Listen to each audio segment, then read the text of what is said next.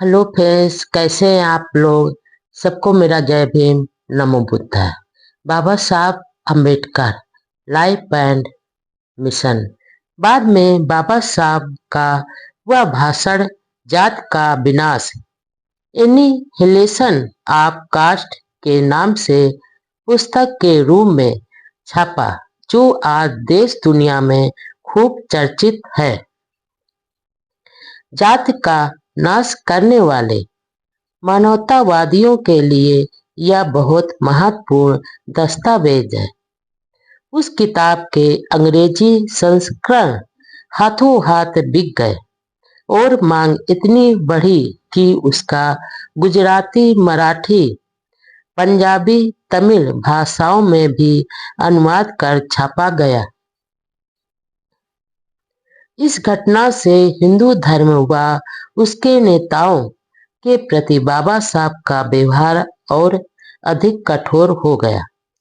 फिर सिख कॉन्फ्रेंस में भाग लेने से हिंदू अधिक चिढ़ गए। साथ में वे घबरा भी रहे थे। गांधी व उनके अनुयायियों में भी खलबली मची हुई थी। गांधी जी ने सेठ बालचंद, हीराचंद और जमनालाल लाल बजाज जैसे करोड़पतियों को डॉक्टर अंबेडकर जी के पास भेजा और उन्हें कई तरह के प्रलोभन दिए।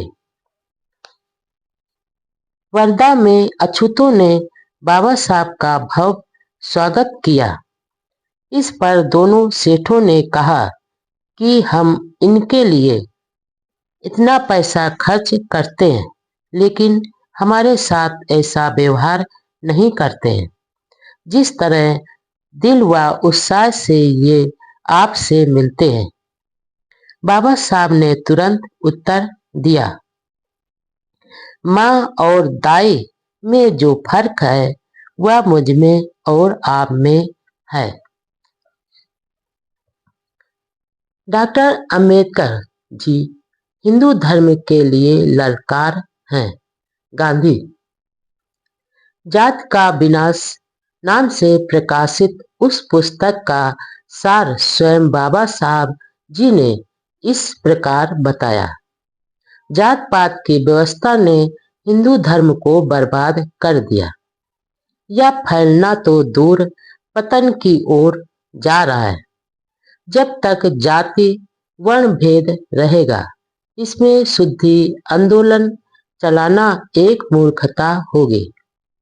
जाति भेद के रहते हुए कोई संगठन नहीं हो सकता, और जब तक संगठित नहीं होंगे तब तक हिंदू दुर्बल और दब्बू ही बने रहेंगे।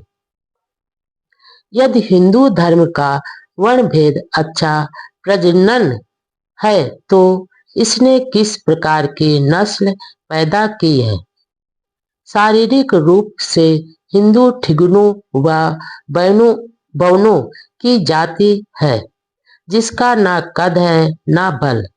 यह एक ऐसी जाति है जिसका 9वां-10वां भाग सैनिक सेवा के लिए आयोग ठहराया जा चुका है। इससे साबित होता है कि वर्ण व्यवस्था में आधुनिक विज्ञान के सुप्रजनन शास्त्र का कुछ भी आधार नहीं है। भारत में सामाजिक क्रांति क्यों नहीं हुई? इस सवाल के जवाब में बाबा साहब लिखते हैं, हिंदुओं की नीची जातियों को इस वर्ग व्यवस्था ने किसी प्रकार की क्रांति करने के योग नहीं रहने दिया। शास्त्र धारण करने का अधिकार नहीं दिया, विद्या का हक नहीं दिया और नीच बना दिया। इस प्रकार वे अपनी मुक्ति का मार्ग ढूंढ ही नहीं पाए, सोच भी नहीं सके। वह यह भी लिखते हैं कि हिंदू जाति भेद को इसलिए नहीं मानते हैं कि वे क्रूर हैं, दिमाग में विकार है, बल्कि उन्हें धर्म अपने प्राणों से भी प्यारा है। इसकी जड़ वे धर्म ग्रंथ हैं जिन्होंने यह भावना पैदा की। इसलिए यदि आप जात भेद को मिटाना चाहते हैं तो आपके लिए वेदों और शास्त्रों को बारूद से उड़ा देना होगा। जो तर्क विज्ञान व नैतिकता को नकारते हैं उन शास्त्रों व स्मृतियों को तबाह करना होगा। डॉक्टर अंबेडकर जी ने हिंदू धर्म में सुधार के लिए 3 बातों पर जोर दिया। नंबर 1, हिंदू धर्म में केवल एक प्रामाणिक पुस्तक होनी चाहिए जिसे सब हिंदू माने। नंबर, डॉक्टर अंबेडकर जी ने हिंदू धर्म में सुधार के लिए 3 बातों पर जोर दिया। नंबर 1, हिंदू धर्म में केवल एक प्रामाणिक पुस्तक होनी चाहिए जिसे सब हिंदू माने। नंबर 2, पुरोहित का पेशा वंश परंपरागत करने की बजाय हर हिंदू व्यक्ति को पुरोहित बनने का अधिकार हो। यह कानून होना चाहिए कि राज्य सरकार के निर्धारित परीक्षा पास हिंदू ही पुरोहित होगा और वही पुरोहिताई करेगा जिसे राज्य सरकार से सनद मिली हुई हो, जैसे वकील को वकालत के लिए जरूरी होता है। नंबर 3, जिसके पास प्रमाण पत्र व सनद नहीं हो उसके लिए पुरोहित का काम करना अपराध ठहराया जाए। डॉक्टर अंबेडकर जी के भाषण पर गांधी जी ने 11 जुलाई 1936 को हरिजन नामक अपने अखबार में लिखा था, डॉक्टर अंबेडकर जी हिंदू धर्म के लिए ललकार हैं। खोने के लिए गुलामी की बेड़ियां, पाने के लिए सारा जहां। बाबा साहब का झुकाव सिख धर्म की ओर था। इसी सिलसिले में वह अमृतसर की सिख कॉन्फ्रेंस में भी शामिल हुए थे, लेकिन अब तक वह किसी नतीजे पर नहीं पहुंचे थे। धर्मांतरण पर वह अपनी महार जात के लोगों की भी राय जानना चाहते थे कि आगे क्या फैसला करें। इसलिए उन्होंने 31 जुलाई 1936 को दादर बंबई में महार जात का सम्मेलन बुलाया। इसमें यूरोपीय पादरी स्टेनले जोम्स व भास्कर राव जाधव जैसे नेता भी उपस्थित थे। मंच सिख व मुस्लिम नेता भी बैठे थे। सम्मेलन की अध्यक्षता हैदराबाद के अछूत नेता बी.एस. वेंकट राव ने की। महार के अलावा अन्य जातियों को नहीं बुलाने के संबंध में बाबा साहब जी ने कहा कि इसके लिए वे बुरा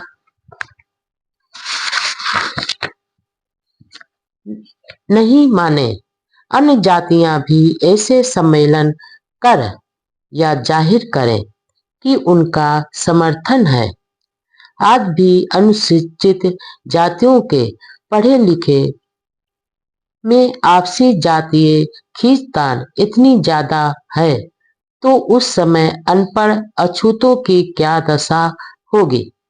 इसलिए बाबा साहब जी की दशा कितनी दुविधा में होगी इसकी मात्र कल्पना ही की जा सकती है। डॉक्टर अंबेडकर जी ने सम्मेलन में मराठी भाषा में 50 पेज का एक लिखित भाषण दिया। उन्होंने अछूतों से कहा, तुम्हारे पास गंवाने के लिए कुछ भी नहीं है। तुम सिर्फ अपनी गुलामी की बेड़ियों को ही गंवाओगे। जहां तक अछूत समाज हिंदू समाज के रहेगा उसकी प्रगति नहीं होगी। समानता व स्वतंत्रता व स्वाभिमान के लिए इसे छोड़ देना चाहिए। तुम ऐसे धर्म में क्यों नरकीय जीवन गुजारते हो जो तुम्हें अछूत समझकर तुम्हें सम्मान, आजीविका, शिक्षा, आवास और धन से दूर रखता है। बाबा साहब जी ने कहा, मैं तुम्हें बताना चाहता हूँ कि धर्म मनुष्य के लिए, मनुष्य धर्म के लिए नहीं है। और जो धर्म तुम्हें नीच समझता है वह धर्म नहीं, गुलाम बनाए रखने की साजिश है। जो धर्म तुम्हें इंसान नहीं समझता, पीने योग्य पानी भी नहीं लेने देता, धार्मिक स्थानों में जाने नहीं देता, वह धर्म धर्म कहलाने का हकदार नहीं है। जो धर्म तुम्हें शिक्षा से वंचित रखता है, शारीरिक संसारिक विकास में बाधा डालता है, उसे धर्म हरगिज नहीं कहा जा सकता। जो धर्म अपने सहयोगियों से सहानुभूति व प्रेम करना नहीं सिखाता, वह धर्म नहीं, शक्ति का प्रदर्शन है। जो धर्म पशु को तो छूने की इजाजत देता है, लेकिन इंसान के छूने को पाप व अधर्म कहता है, वह धर्म नहीं बल्कि षड्यंत्र है। जो धर्म गरीब को गरीब और अनपढ़ रहने पर मजबूर करता है, वह धर्म नहीं बल्कि एक संकट है। वह धर्म नहीं बल्कि गुलाम बनाए रखने की साजिश है। डॉक्टर अंबेडकर जी ने कहा, जिस धर्म में एक वर्ग विद्या अध्ययन करे, दूसरा शास्त्र धारण करे, तीसरा व्यापार करे और चौथा सिर्फ सेवा करे, ऐसा कहा गया है, वह धर्म मुझे स्वीकार नहीं।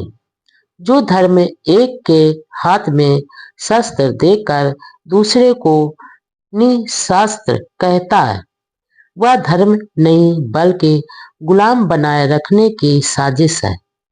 जो धर्म कुछ लोगों के लिए धन प्राप्त करने का मार्ग खुला रखता है और बाकी लोगों को गुजारने के लिए दूसरों पर निर्भर रहने की आज्ञा देता है, वह धर्म नहीं बल्कि बड़ी स्वार्थपरता है। व्यक्ति के विकास के लिए 3 बातों की जरूरत होती है: सहानुभूति, समता और स्वतंत्रता। हिंदू धर्म में तुम्हारे लिए इन बातों में से एक भी नहीं है। हिंदू तुम्हें परायों से भी अधिक पराये मानते हैं। शत्रुता से भरे इस वातावरण में रहकर तुम्हारा क्या भला होगा? एक मनुष्य दूसरे मनुष्य को इतना अधिक पतित नीच समझे कि उसको छूने से भी इनकार करे, ऐसी प्रथा हिंदू धर्म के अलावा और कहीं मिलेगी क्या? कुछ लोग या तो कहते हैं कि छुआछूत हिंदू धर्म के माथे पर कलंक है, लेकिन हिंदू धर्म कलंकित है ऐसा एक भी हिंदू नहीं मानता। लेकिन तुम कलंकित हो, अपवित्र हो, या तो हिंदू मानते हैं। तुम्हारे में से जो मुसलमान या ईसाई हो गए, उनको हिंदू लोग अछूत नहीं मानते। तुम्हारी गरीबी, गुलामी व असमानता के लिए यदि कोई कारण है, तो वह तुम्हारा हिंदू धर्म है। जिस धर्म में मनुष्य की मनुष्यता का कोई मोल नहीं, वह धर्म किस काम का? कण कण में ईश्वर तो फिर अछूत पशु से बदतर क्यों? कण कण में ईश्वर का वास है, ऐसे मानने वाले ढोंगी हैं, क्योंकि वे इंसान को पशु से भी बदतर मानते हैं। ईसाई और मुसलमान धर्म में ऊंच नीच नहीं है, लेकिन हिंदू लोग तुम्हें नीच समझते हैं, इसलिए मुसलमान और ईसाई भी तुम्हें नीच समझते हैं। इसलिए इस कलंक को धोने का सही उपाय है और वह है हिंदू धर्म का त्याग। यह कहा जाता है कि हिंदुओं में कई लोग हिंदू धर्म में सुधार करने के लिए तैयार हैं। इसलिए उनके सहयोग से जाति भेद व छुआछूत को नष्ट करने की बजाय धर्म को छोड़ना उचित नहीं है। हिंदू धर्म के ऐसे ढोंगी समाज सुधारकों से मुझे घृणा है।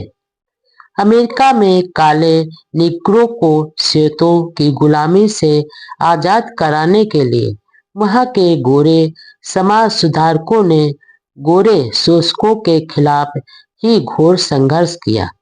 क्या हिंदू समाज सुधारक अछूतों को श्रवण हिंदुओं की गुलामी से मुक्त कराने के लिए वैसा गृह युद्ध करने को तैयार है?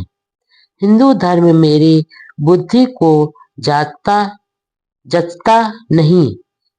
लेकिन बाबा साहब जी ने साथ में यह भी कहा, धर्मांतरण की सार्थकता जांचे बिना कोई भी धर्मांतरण नहीं करे। यह मेरी राय है। धर्म मनुष्य के लिए है, मनुष्य धर्म के लिए नहीं। बाबा साहब जी ने कहा है, धर्म मनुष्य के लिए है, मनुष्य धर्म के लिए नहीं। इस सम्मेलन में दिया गया भाषण डॉक्टर अंबेडकर जी के ऐतिहासिक महत्व के उत्कृष्ट भाषणों में से एक है। सम्मेलन में धर्मांतरण करने का प्रस्ताव पास हुआ। डॉक्टर अंबेडकर जी ने सिख, इस्लाम, बौद्ध सभी धर्मों के प्रतिनिधियों से मिलकर विचार विमर्श किया, लेकिन सभी को यही जवाब दिया कि मैं अभी तक किसी निश्चित नतीजे पर नहीं पहुंचा हूं। दरअसल वह सभी को आजमा रहे थे, लेकिन बाबा साहब जी की एक बात बहुत ही महत्वपूर्ण थी। वह यह थी कि हालांकि उन्हें हिंदू धर्म और हिंदू समाज से लाख शिकायतें थी, लेकिन वह भारतीय हिंदू समाज के प्रति अपनी मानवीय जिम्मेदारी भी महसूस करते थे। उनमें बदले की भावना कतई नहीं थी। वह इसी समाज व देश में रहकर मानवता की सेवा करना चाहते थे। वह एक स्वाभिमानी सज्जन व मानवतावादी पुरुष थे। उन्होंने कहा, इस्लाम या ईसाई धर्म स्वीकार करने से दलितों की राष्ट्रीयता में अंतर आ जाएगा। यदि वे इस्लाम कबूल करेंगे तो मुसलमानों की संख्या देश में दुगनी हो जाएगी और मुस्लिम सत्ता या राष्ट्र का खतरा भी पैदा होगा।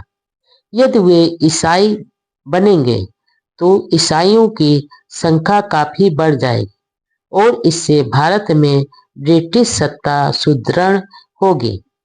इसके उल्टे यदि वे बौद्ध या सिख धर्म ग्रहण करते हैं तो उनकी राष्ट्रीयता व संस्कृति में कोई अंतर नहीं आएगा और वे देश की राजनीतिक प्रगति में सहायक होंगे। ऐसा था बाबा साहब का राष्ट्र प्रेम। निजाम हैदराबाद की ओर से मुस्लिम नेता डॉक्टर अंबेडकर जी से लगातार संपर्क बनाए हुए थे। उन्होंने 6 करोड़ रुपयों का प्रलोभन भी दिया, लेकिन बाबा साहब जी ने इस पेशकश को ठुकराते हुए कहा, अछूत कोई भेड़ बकरियां नहीं है जिनको मंडी में खरीदा या बेचा जा सकता है। ईसाई मिशनरी भी भाग दौड़ कर रहे थे, लेकिन डॉक्टर अंबेडकर जी ऐसा धर्म चाहते थे जो भारतीय हो और जिसमें जाति वर्ण भेद नहीं हो। इसलिए शुरू में वह सिख धर्म की ओर आकर्षित हुए।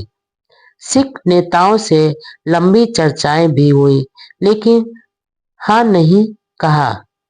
यह सही है कि सिख धर्म में सैद्धांतिक तौर पर जाति वर्ण भेद नहीं है, लेकिन व्यवहार में वहाँ भी जात पात ऊंच नीच है, अछूत जातियां हैं, जिसे स्वयं सिख नेताओं ने भारत सरकार के समक्ष स्वीकार भी किया है। सिख धर्म का उदय हिंदू धर्म में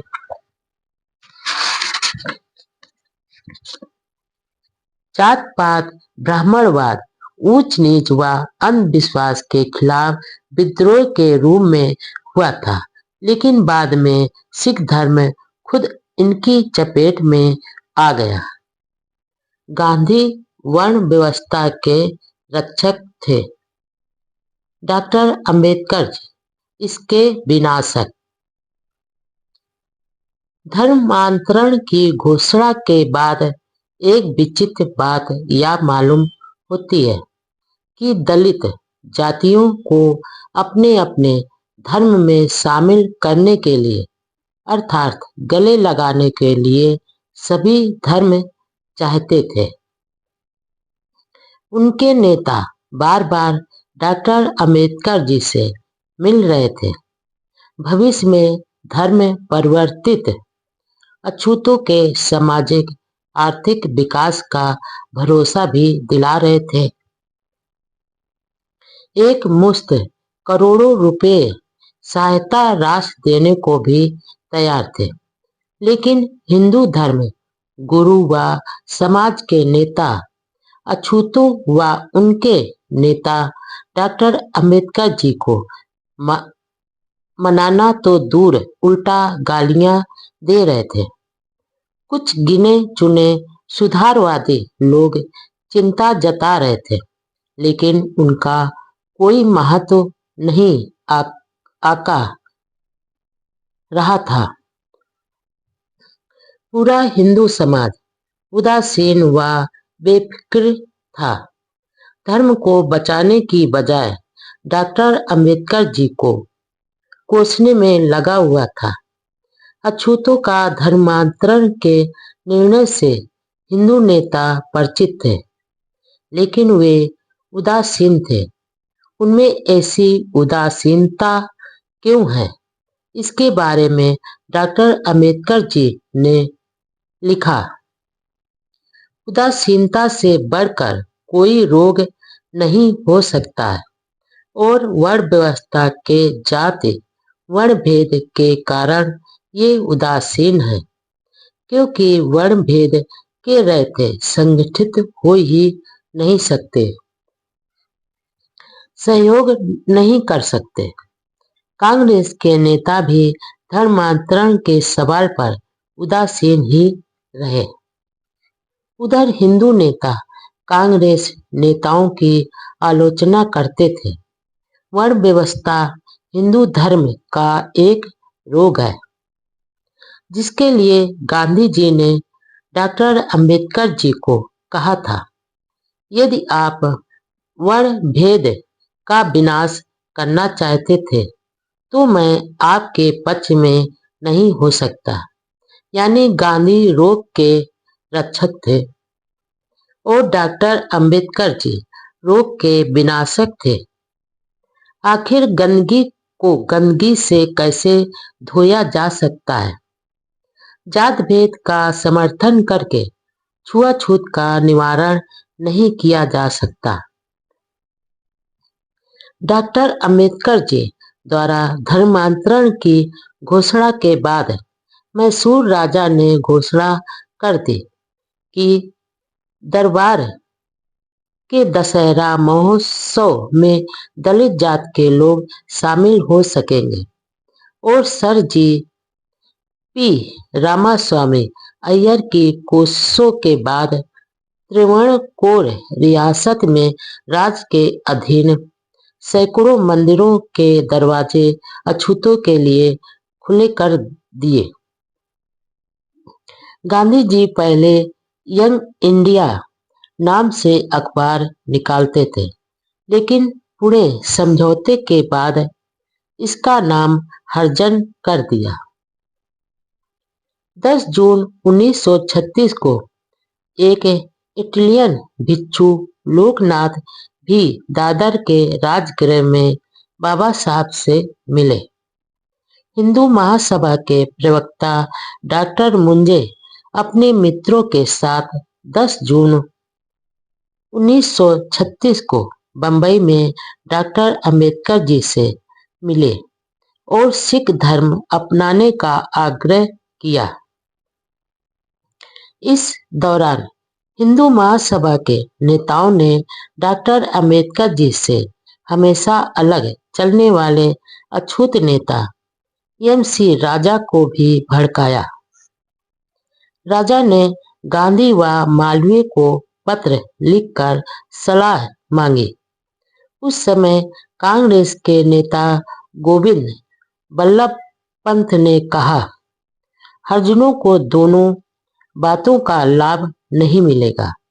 वे अछूत हिंदू के रूप में विशेष अधिकारों का लाभ लेवें या हिंदू बनकर उनका त्याग करें। पंत को डॉक्टर अंबेडकर जी ने जवाब दिया, कांग्रेस पार्टी की यह साजिश है कि अछूत लोग और मैं घबराकर आने वाले चुनाव में लड़े ही नहीं। पार्टी की कोशिश है डॉक्टर अंबेडकर जी और उनके अनुयायियों को हिंदू धर्म में रहने के लिए मजबूर किया जाए। डॉक्टर अंबेडकर जी के कहने का अर्थ यह था कि अछूतों को जो सीटें मिली हैं वे हिंदुओं के हिस्से में से न होकर आम चुनाव क्षेत्र से प्राप्त हुई हैं। अछूतों का जो वर्गीकरण किया गया है वह धार्मिक दृष्टि से नहीं होकर सामाजिक और आर्थिक आधार पर किया गया है। पंत और डॉक्टर अंबेडकर जी के बीच वाद विवाद के बारे में संडे स्टेट्समैन अखबार ने लिखा कि डॉक्टर अंबेडकर जी जैसे कानून विशेषज्ञ संवैधानिक विषयों में हस्तक्षेप करने वाले कोई एरे गैरे व्यक्ति नहीं है। वह संविधान विज्ञान के महान कानून विशारद हैं। किस समय किस मुद्दे पर क्या बोलना है वे अच्छी तरह जानते हैं। उनके पास बुद्धि की बड़ी पूंजी है, इसलिए वे हर समय किसी भी विषय पर वाद विवाद की स्थिति में तैयार रहते हैं। इसलिए डॉक्टर साहब का कहना उचित है। इधर डॉक्टर अंबेडकर जी के विरोधी अछूत नेता एम.सी. राजा गांधी जी सहित कई हिंदू नेताओं से डॉक्टर अंबेडकर जी के विचारों के खिलाफ पत्र व्यवहार करते रहते थे। गांधी जी को यह अच्छा अवसर मिला और उन्होंने राजा से पूछे बिना ही राजा के पत्रों को अपने अखबार में छाप दिए। अब पाठक अंदाज लगा सकते हैं कि डॉक्टर अंबेडकर जी पर क्या गुजरी होगी। राजनीतिक क्षेत्र में संघर्ष, लेबर पार्टी की स्थापना। बाबा साहब के मन में अछूत किसान मजदूर मेहनतकश कौम के अधिकारों की बहुत चिंता थी। उनकी इच्छा थी राजनीति में प्रवेश कर कानून के माध्यम से इनके अधिकारों की रक्षा हो तथा प्रगति करे। गवर्नमेंट ऑफ इंडिया एक्ट 1935 के अनुसार राज्य सरकारों को स्वशासन का अधिकार दिया जाना था और फरवरी 1937 में राज्यों में चुनाव होने जा रहे थे। हर पार्टी चुनाव की तैयारियां कर रही थी। इस स्वशासन का लाभ आम आदमी तक पहुंचाने के लिए डॉक्टर अंबेडकर जी ने अपने साथियों के साथ विचार विमर्श किया और अगस्त 1936 में स्वतंत्र मजदूर दल इंडिपेंडेंट लेबर पार्टी का गठन किया। इंडिपेंडेंट लेबर पार्टी का दृष्टिकोण सिर्फ अछूतों तक ही सीमित नहीं था, बल्कि इसका उद्देश्य भूमिहीनों, गरीब किसानों तथा मजदूरों के हितों की रक्षा तथा उनकी समस्याओं का समाधान करना था। हालांकि पार्टी का कार्यक्षेत्र बम्बई राज तक ही सीमित था। डॉक्टर अंबेडकर जी ने नई राजनीतिक पार्टी में अछूतों के अलावा गैर दलितों को भी जोड़ने की योजना बनाई, क्योंकि उन्होंने लिखा, आज का युग जातीय गठबंधन का नहीं है। इंडिपेंडेंट लेबर पार्टी का उद्देश्य श्रमिकों का कल्याण है या मजदूरों का संगठन है। दलित वर्ग डिप्रेस्ड क्लास नाम के स्थान पर मजदूर शब्द का प्रयोग करने का उद्देश्य एक ही है, वह है मजदूर वर्ग में दलित वर्ग का समावेश करना। लेबर पार्टी की मान्यता थी कि किसान की जमीन के निरंतर टुकड़े होना और उन पर जनसंख्या का दबाव होना किसानों की गरीबी का मुख्य कारण है। इसका समाधान यह है कि पुराने लघु उद्योगों को बहाल किया जाए और नए उद्योग शुरू किए जाएं। लोगों की योग्यता और उत्पादन शक्ति बढ़ाने के लिए उन्हें तकनीकी शिक्षा दी जाए। इसके लिए सरकार की ओर से उद्योग चलाने और प्रबंध करने का सुझाव दिया गया।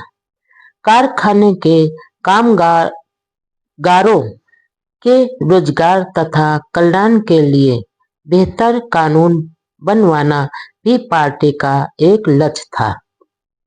काम के घंटे तय करना, प्रमोशन के अवसर देना, वेतन, छुट्टियां, आवास की उपयुक्त सुविधा आदि के लिए प्रभावी कानून बनवाने के लिए सरकार को बाध्य करना दल के अन्य लक्ष्य थे। सामाजिक सुधारों के बारे में पार्टी ने घोषणा की कि पार्टी समाज सुधारकों व प्रगतिशील विचारकों को सहयोग करेगी तथा पूंजीवाद, ब्राह्मणवाद, सामंतवाद व धर्मांधता का घोर विरोध करेगी। पार्टी में सुझाव दिया कि धार्मिक स्थलों का अतिरिक्त बेशुमार धन शैक्षणिक कार्यों में खर्च किया जाना चाहिए। गांव की दशा सुधार कर आधुनिकीकरण की भी पार्टी योजना बनाएगी। पार्टी में सभी जाति वर्ग के मजदूर किसान सदस्य थे। इसकी शाखाएं मध्य प्रांत व मद्रास में भी खोली गई। बम्बई के मजदूर बाबा साहब का बहुत सम्मान करते थे। बम्बई के मिल मजदूरों की दशा से डॉक्टर अंबेडकर जी की अच्छी तरह परिचित थे। विद्यार्थी जीवन में मिल में काम करने वाले अपने संबंधियों को उनके भोजन के डिब्बे मिल तक पहुंचाने का काम डॉक्टर अंबेडकर जी कर चुके थे। उनको समाज के हर शोषित पीड़ित वर्ग से सहानुभूति थी। विदेश का दौरा और विवाह की अफवाह। कई क्षेत्रों में रात दिन शारीरिक भागदौड़ व मानसिक श्रम के कारण बाबा साहब के स्वास्थ्य पर असर पड़ रहा था। इस कारण 11 नवंबर 1936 को उन्हें स्वास्थ्य लाभ के लिए यूरोप जाना पड़ा। वहां वे वियना, लंदन, जेनुआ व बर्लिन में रहे। बाद में लंदन गए और 14 जनवरी 1937 को वापस भारत आए। दरअसल बाबा साहब का मुख्य उद्देश्य तो लंदन जाना था, जहां उन्हें ब्रिटिश अधिकारियों से यह चर्चा करनी थी कि अछूतों द्वारा सिख धर्म अपनाने के बाद नए संविधान में क्या उनके राजनीतिक हित सुरक्षित रहेंगे। इसके लिए वह 1 सप्ताह लंदन में रहे। वह विदेश से लौटे तो उनके स्वागत में हजारों लोग बंबई बंदरगाह पर मौजूद थे। इन लोगों में बाबा साहब के अनुयायियों व शुभ चिंतकों के अलावा कुछ ऐसे लोग भी थे जो डॉक्टर अंबेडकर जी की विदेशी पत्नी को देखने के लिए आए थे। दरअसल यूरोप यात्रा के दौरान विधित व्रत नामक बंबई के एक मराठी अखबार ने एक निराधार खबर छापी थी कि डॉक्टर अंबेडकर जी ने यूरोप में एक विदेशी महिला से शादी रचा ली है। लेकिन उनके अनुयायियों को पूरा भरोसा था कि बाबा साहब ऐसा क्षणिक फैसला नहीं करेंगे और उनके भरोसे के मुताबिक बाबा साहब अकेले ही बाहर आए। जब उन्हें इसके बारे में बताया तो उन्होंने इस अफवाह का खंडन किया। कई बार ऐसा होता है, विद्वान व प्रतिभाशाली पुरुषों से प्रति स्त्रियां जल्दी आकर्षित होती हैं। उस समय ऐसी अफवाह थी कि एक अंग्रेज स्त्री डॉक्टर अंबेडकर जी की पर्सनालिटी से मोहित हो गई थी और उनके साथ विवाह करने का आग्रह किया था। लेकिन यह सब झूठ था। उनके सामने तो करोड़ों अछूतों के उद्धार का मकसद था। 14 जनवरी 1937 को यूरोप यात्रा से लौटने के बाद वह अपनी पार्टी के चुनाव अभियान में लग गए और इसके लिए बंबई प्रांत का दौरा किया। चुनाव में सिर्फ 1 महीना बाकी था। उनकी पार्टी का मुकाबला कांग्रेस जैसी मजबूत पार्टी से था, जिसके पास धन व प्रचार तंत्र भरपूर था। बाबा साहब की पार्टी में कई प्रगतिशील हिंदू भी थे। बंबई विधानसभा की कुल 176 सीटें थी, जिसमें सिर्फ 15 सीटें आरक्षित थी और पार्टी ने 17 उम्मीदवार खड़े किए। बाबा साहब ने अपने उम्मीदवारों के प्रचार के लिए बंबई प्रांत के सभी जिलों में तूफानी चुनावी दौरे किए। उन्होंने नासिक, अहमदनगर, खानदेश, सोलापुर, सतारा और बेलगाम में सभाएं की। इस दौरान सतारा में अपनी माता की समाधि पर जाकर नम्र आंखों से श्रद्धांजलि दी। वह डिप्रेस्ड क्लासेज की कॉन्फ्रेंस को संबोधित किया। कांग्रेस पार्टी ने सभी राज्यों में अपने उम्मीदवार खड़े किए थे। कांग्रेस ने 2 सीटों पर काफी ताकत झोंकी।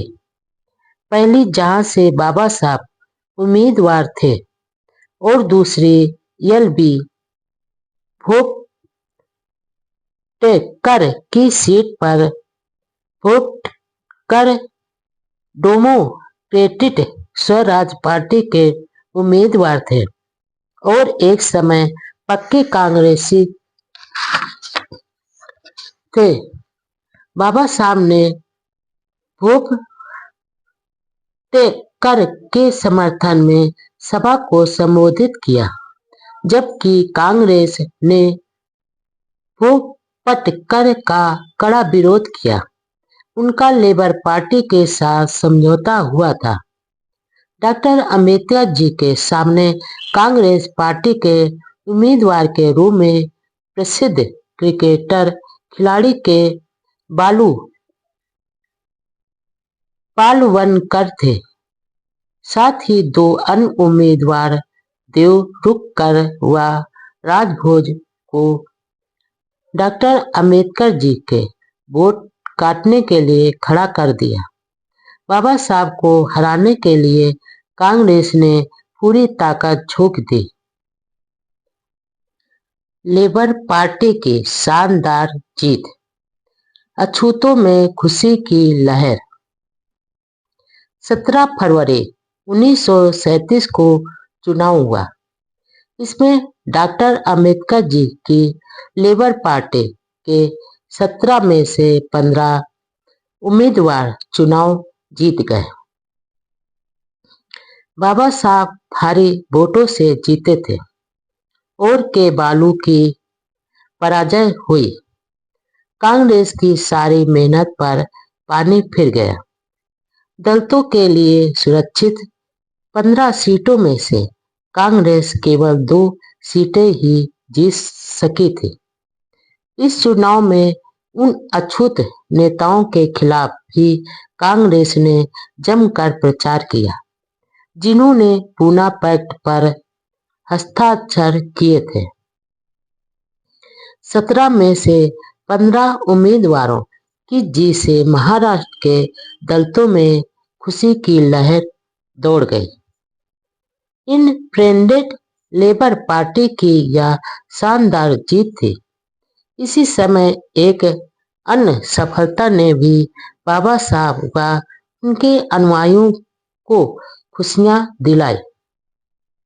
महर तालाब के केस का फैसला भी बंबई हाई कोर्ट ने 17 मार्च 1937 को अछूतों के पक्ष में कर दिया। 19 मार्च 1927 को शुरू हुआ संघर्ष 10 साल बाद विजय के रूप में बदला। चुनाव में कांग्रेस की जीत हुई, लेकिन वह पुरानी अंतरिम सरकार के खिलाफ अविश्वास प्रस्ताव लाना चाहते थे। डॉक्टर अंबेडकर जी विपक्ष के मजबूत नेता के रूप में थे, जो कांग्रेस के लिए बड़ी चुनौती थी, क्योंकि एक तो वह कांग्रेस के कट्टर आलोचक थे, दूसरे कांग्रेस की राजनैतिक चालों को भली भांति जानते थे। कांग्रेस नेताओं ने अस्थायी सरकार के खिलाफ अविश्वास प्रस्ताव पेश करने के लिए सर धर्मजीत शाह, वी कपूर व जमनादास मेहता ने डॉक्टर अंबेडकर जी से सहयोग मांगा। डॉक्टर अंबेडकर जी को इस प्रस्ताव में कोई तुक नहीं दिखाई दिया, इसलिए उन्होंने मना कर दिया। थोड़े दिनों बाद इंडिपेंडेंट लेबर पार्टी की एक विशाल सभा बंबई के कामगार मैदान में हुई। इस सभा में बोलते हुए डॉक्टर अंबेडकर जी ने कांग्रेस को चेतावनी दी, हमें यह नहीं लगता कि ब्रिटिश सत्ता से कांग्रेस पार्टी का चल रहा कथित संघर्ष खत्म होने तक हमारे दुख और शिकायतें वैसी ही चलती रहे। अपने भाषण में कांग्रेस के जवाहरलाल नेहरू की उस सोच की कड़ी निंदा की, जिसके कारण उन्होंने अपने नौकर हरि को दलित वर्ग के नामी उम्मीदवार के सामने खड़ा कर दिया और उस अछूत नौकर को जितवा भी दिया।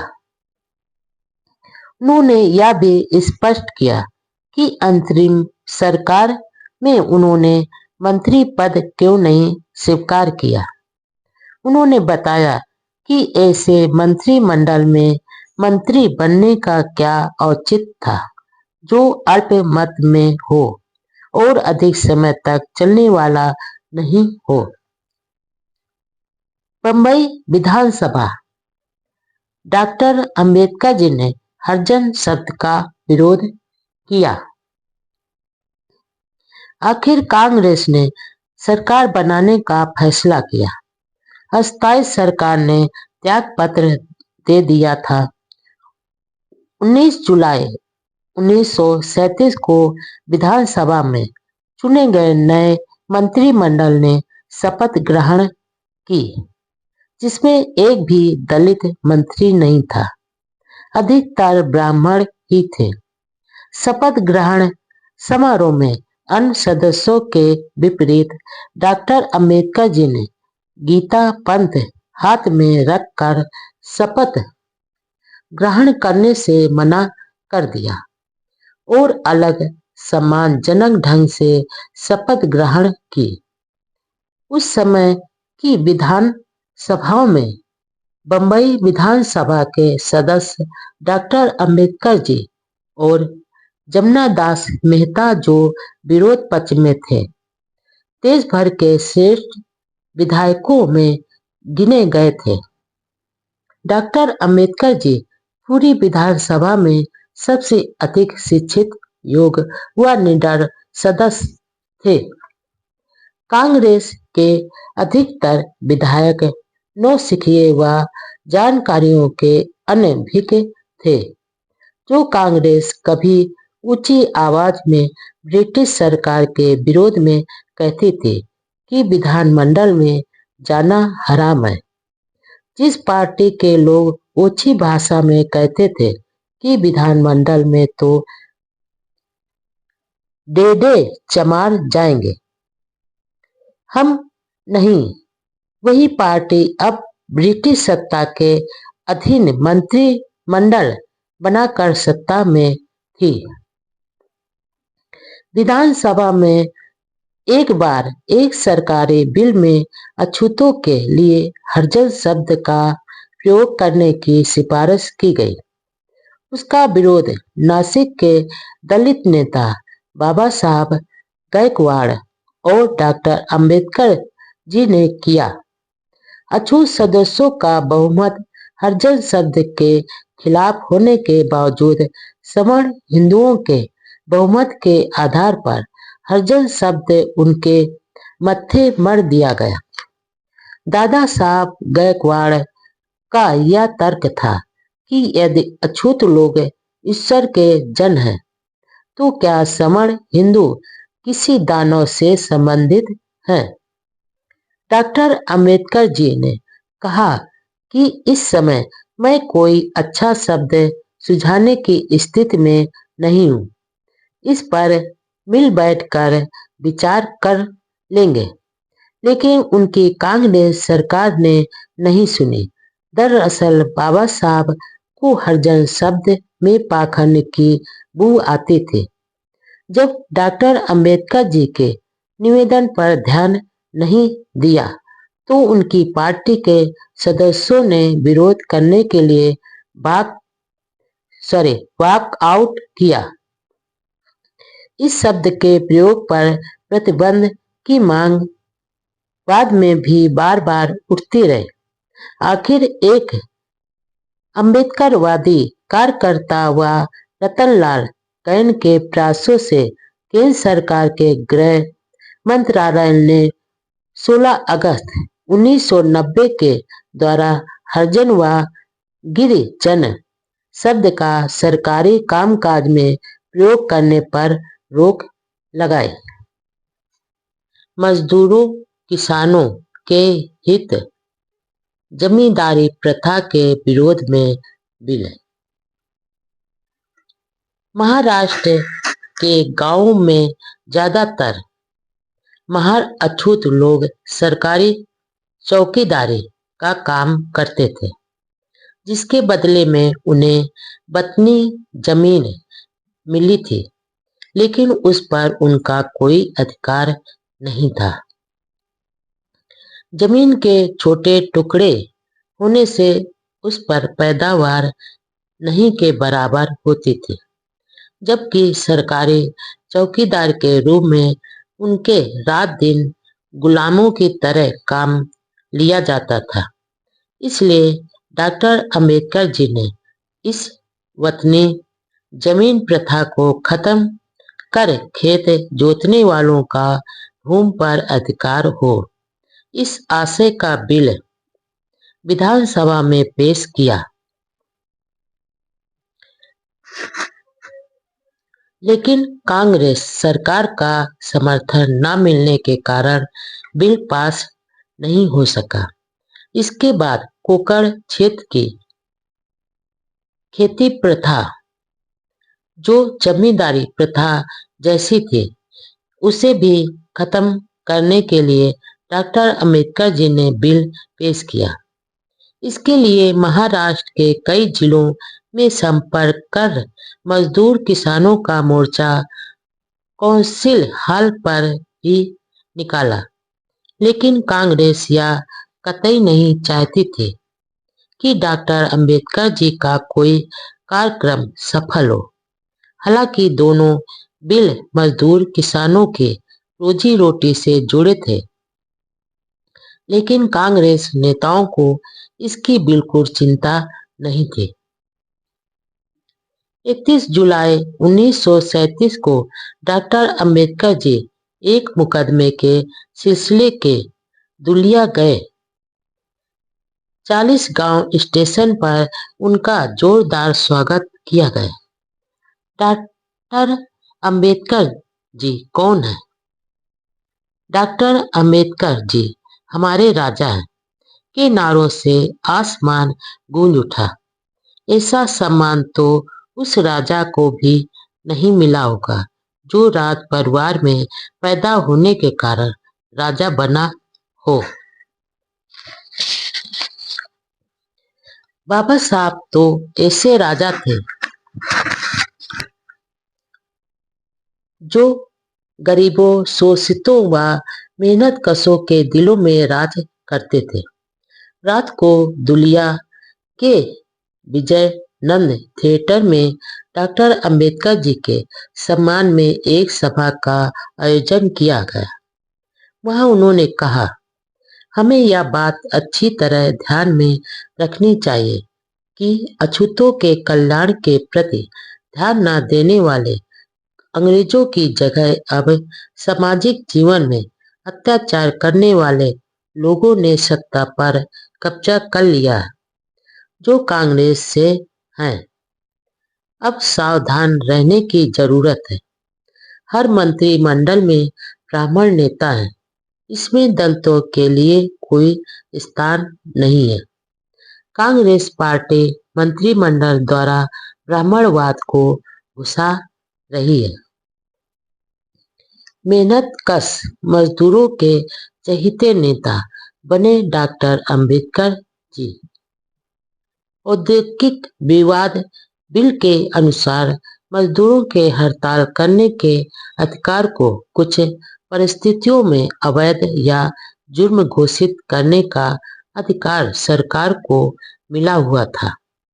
इसके खिलाफ डॉक्टर अंबेडकर जी की लेबर पार्टी और बंबई प्रांतीय ट्रेड यूनियन कांग्रेस ने 7 नवंबर 1938 को बंबई व अन्य शहरों की मिलों में एक दिन की हड़ताल करने की घोषणा की।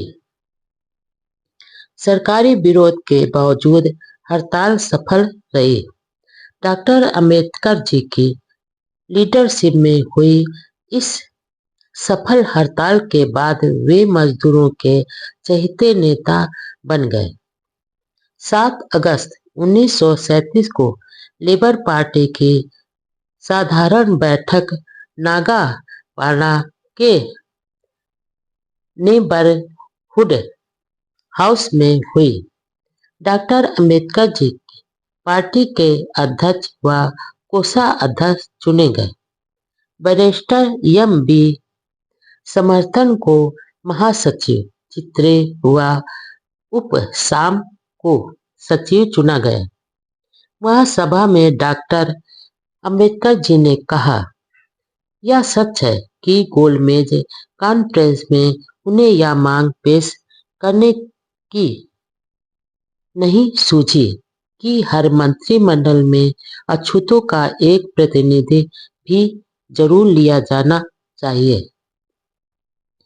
23 अगस्त 1937 को बम्बई विधानसभा के मंत्रियों के वेतन संबंधी बिल पेश किया। इस बिल में मंत्रियों का वेतन 500 रुपये हर महीने, साथ में गाड़ी, मकान, भत्ता आदि प्रस्तावित था। डॉक्टर अंबेडकर जी ने कई आधार पर इसका विरोध किया। उन्होंने कहा, मंत्रियों का वेतन निर्धारित करते समय 4 सिद्धांतों से नियंत्रित होना जरूरी है। पहला, सामाजिक स्तर। दूसरा, योग्यता। तीसरा, जनतंत्र। और चौथा, निष्ठा व प्रशासन की पवित्रता। राज्य के 3 आधारों में कार्यपालिका विभाग की भूमिका निभाती है। जो व्यक्ति योग्य है उसके लिए 500 रुपये की राशि जनता द्वारा प्रदत्त विश्वास की तुलना में कोई महत्व नहीं रखती, इसलिए वह जीवन के अन्य क्षेत्रों में जा सकता है। और परिणाम यह हो सकता है कि जिनके लिए पैसों का विरोध महत्व नहीं है, वे लोग राजनीतिक शक्ति पर कब्जा जमा लेंगे। उन्होंने आगे कहा, यदि देश के जीवन स्तर को ध्यान में रखा जाए तो हर मंत्री को 75 रुपये वेतन मिलना चाहिए। जैसा कि डॉक्टर जॉनसन का विचार था कि देशभक्ति दुष्ट बदमाशों के लिए अंतिम शरण है, उसमें मैं इतना जोड़ना चाहता हूँ कि राजनीतिज्ञों के लिए भी देशभक्ति अंतिम आश्रय स्थान है। उन्होंने मंत्रियों के ढोंग व त्याग का भी जिक्र किया और कहा कि मंत्रियों को इतना वेतन जरूर दिया जाना चाहिए कि वे भ्रष्ट न हो। सदन में सदस्य नामदार खेर ने बाबा साहब जी द्वारा ही जारी जा रही निस्वार्थ सेवा की खूब सराहना की। डॉक्टर अंबेडकर जी ने कई बार कहा था कि दलित सेवा राष्ट्र सेवा अथवा देश सेवा ही है। बैलों की तरह कष्ट भोग रहा है किसान। सामाजिक कार्यों के साथ डॉक्टर अंबेडकर जी द्वारा लेबर पार्टी का प्रचार अभियान भी चलता रहता था। सितंबर 1937 में मैसूर में आयोजित एक सभा में उन्होंने कहा, मेरा यह पक्का विश्वास है कि गांधी जी को गरीबों मजदूरों के दुखों की कोई चिंता नहीं है और उनके हाथों इन वर्गों का भला होने वाला नहीं है।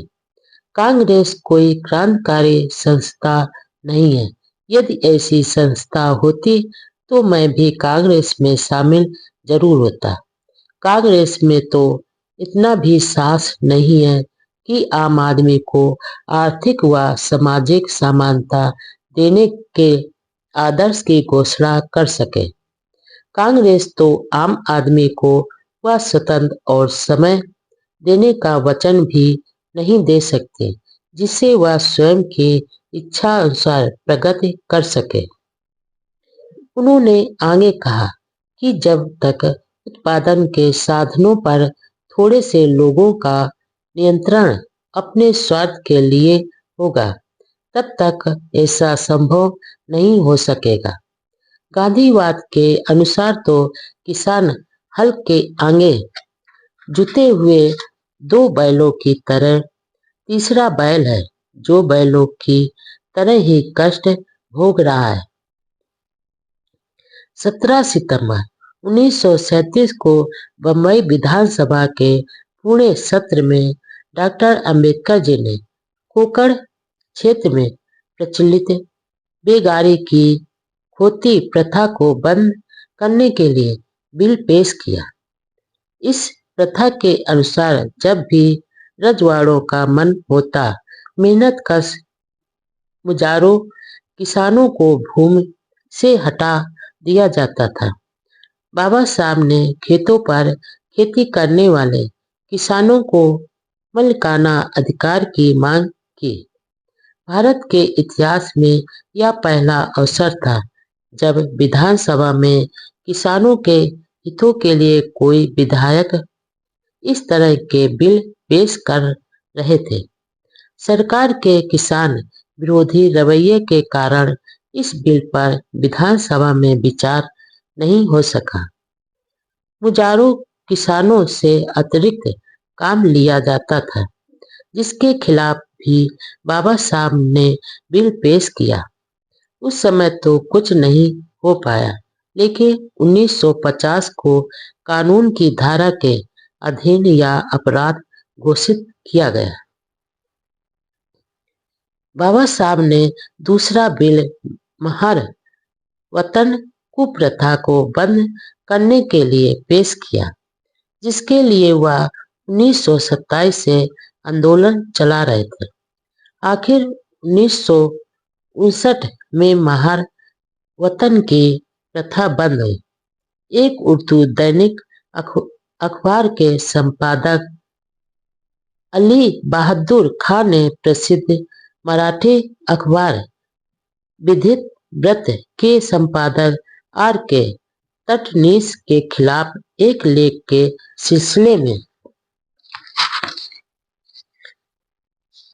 मानहानि का मुकदमा दर्ज कर रखा था। तटनीस बाबा साहब के घनिष्ठ मित्र थे, इसलिए उन्होंने अपने मित्र के केस में बहुत अध्ययन कर पैरवी की। वह एक ही दिन में 7 घंटे तक लगातार बहस का उत्तर देते रहे। शोषणकारी शक्तियों से हमेशा सावधान रहें। उन दिनों मिलों के बुनाई आदि कुछ विभागों में अछूतों को नौकरी नहीं दी जाती थी। रेलवे विभाग में पोर्टर तक की नौकरी अछूतों को नहीं दी जाती थी, क्योंकि पोर्टरों से स्टेशन मास्टर घरेलू काम करवाते थे, इसलिए अछूतों को नहीं लेते थे। डॉक्टर अंबेडकर जी ने इस अन्याय के खिलाफ बार बार आवाज उठाई। मनमाड़ में रेलवे के अछूत मजदूरों की सभा में डॉक्टर अंबेडकर जी ने कहा, ब्राह्मणवाद और पूंजीवाद ये दोनों मजदूरों के दुश्मन हैं, क्योंकि दोनों समता, स्वतंत्रता व बंधुत्व के खिलाफ हैं। डॉक्टर अंबेडकर जी शुरू से ही कम्युनिस्टों के विरोधी थे। उनका साफ कहना था कि कम्युनिस्टों ने अपने राजनीतिक उद्देश्यों के लिए मजदूरों का शोषण किया है। साम्यवादियों की वर्ग आधारित आर्थिक व्याख्या से डॉक्टर अंबेडकर जी सहमत नहीं थे। वह मानते थे कि सिर्फ धन ही नहीं, बल्कि धर्म और सामाजिक सम्मान भी जीवन में महत्वपूर्ण है। सामाजिक सुधार की समस्या सब समस्याओं की जड़ है और कम्युनिस्ट उस पर विचार नहीं करते हैं। नवंबर 1937 में बंबई के द्रविड़ तरुण संघ के कुछ अछूत युवकों द्वारा बाबा साहब का सम्मान किया गया। वहां उन्होंने युवाओं को आगाह किया कि वे कांग्रेस में नहीं जाएं। यदि वे वहां गए तो अछूतों की आवाज उठाने वाला कोई नहीं रहेगा।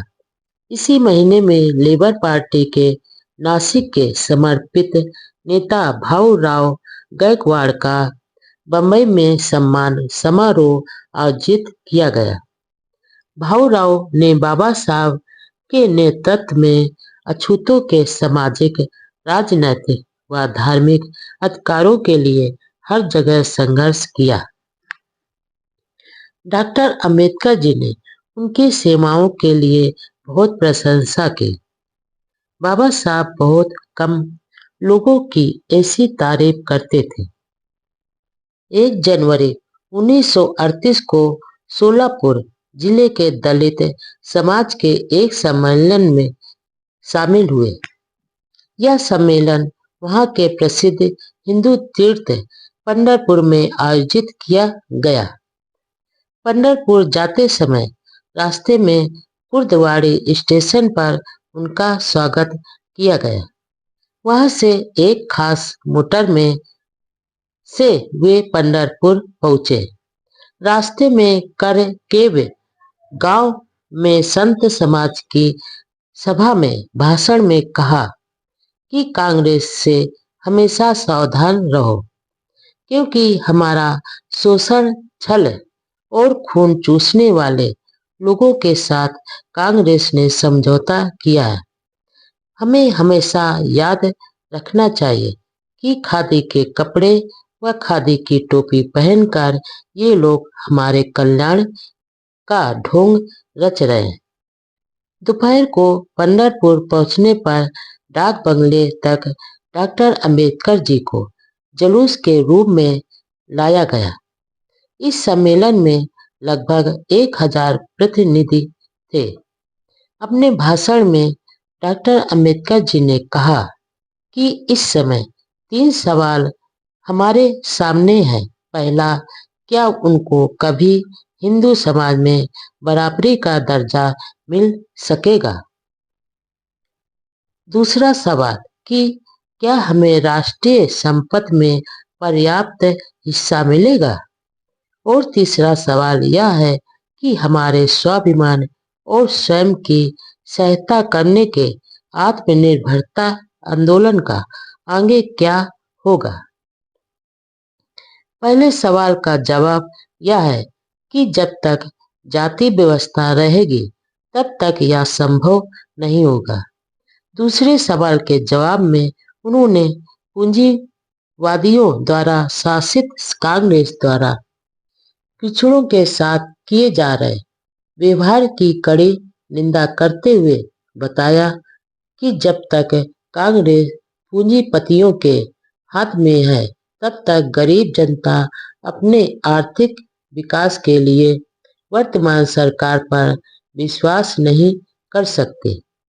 इसके लिए बाबा साहब जी ने कहा कि गरीबों का शोषण करने वाले पूंजीपतियों के खिलाफ साझा मोर्चा बनाकर संघर्ष जारी रखना चाहिए होगा।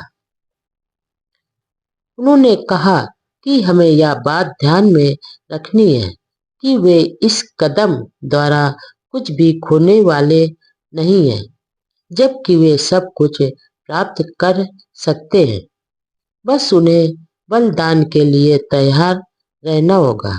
मौत के डर से मुक्त होकर शेरों की तरह गरज कर आगे बढ़ना होगा। बंबई विधानसभा में बाबा साहब की बुलंद आवाज। अप्रैल 1938 में बंबई विधानसभा में बंबई से कर्नाटक को अलग कर स्वतंत्र राज्य का दर्जा देने की मांग पर बहस हुई।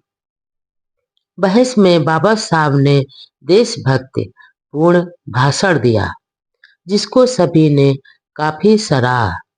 प्रस्ताव के संबंध में उन्होंने कहा कि यदि कर्नाटक को बंबई से अलग प्रांत किया गया तो यह केवल लिंगत्वों का प्रांत बन जाएगा और गैर लिंगत्वों का विरोधी होगा। इस तरह का जातीय विभाजन देश के लिए घातक है। सभी भारतीय यह भावना पैदा करें कि हम सब भारतीय हैं। अलग अलग प्रांतीय गर्व, संस्कृति व भक्ति के विचार अपराध है। इसलिए मैं व्यक्तिगत रूप से इस प्रस्ताव का विरोध करता हूँ। इसी दौरान बंबई नगर पुलिस कानून संशोधन के संबंध में भी एक बिल पेश किया गया। इस पर जितनी कड़वी बहस व चर्चा हुई, उतनी किसी अन्य बिल पर नहीं हुई। विपक्ष ने बिल का कड़ा विरोध करते हुए कहा कि बिल केवल तोड़-फोड़ करने वाले गुंडे लोगों पर ही लागू होना चाहिए। बाबा साहब ने अपने भाषण में कहा कि वह पिछले 22 सालों से शहर के खतरनाक इलाकों में रहते हैं और सदन के किसी भी सदस्य या पुलिस कमिश्नर से ज्यादा उन्हें पता है कि गुंडे लोग किस तरह गरीबों को सताते हैं और बेचारे गरीब उनके अत्याचारों की खिलाफत करने से डरते हैं। कोर्ट जाना तो बहुत दूर की बात है। सांप्रदायिक दंगों में हर साल होने वाला खून खराबा बंद होना चाहिए, लेकिन पुलिस कानून व सत्ता का दुरुपयोग नहीं करे, इसका पूरा ध्यान रखा जाए। यह कानून किसी भी दशा में मजदूरों के आपसी झगड़ों में प्रयोग न किए जाए। मई 1938 में डॉक्टर अंबेडकर जी संत नामी गुरु के एक मुकदमे की पैरवी करने के लिए नागपुर गए। उस दिन शाम को स्थानीय लोगों ने उनका शानदार सम्मान किया। रात को तेज आंधी बारिश बिजली की कड़कड़ाहट के बीच बड़ी सभा में आए लोग उनका भाषण सुनने के लिए बैठे रहे। दूसरे दिन सुबह कमटी गांव में आयोजित विद्यार्थियों की एक सभा में उन्होंने मार्गदर्शन भाषण दिया। बंबई लौटने पर एक मुलाकात में बाबा साहब ने कहा कि उन्हें यह देखकर खुशी हो रही है कि उनकी पार्टी को दिनों दिन ज्यादा समर्थन मिल रहा है। खोती जमींदारी प्रथा की गुलामी को खत्म करने के लिए वह लगातार कोशिश कर रहे हैं। जनता का साथ भी मिल रहा है।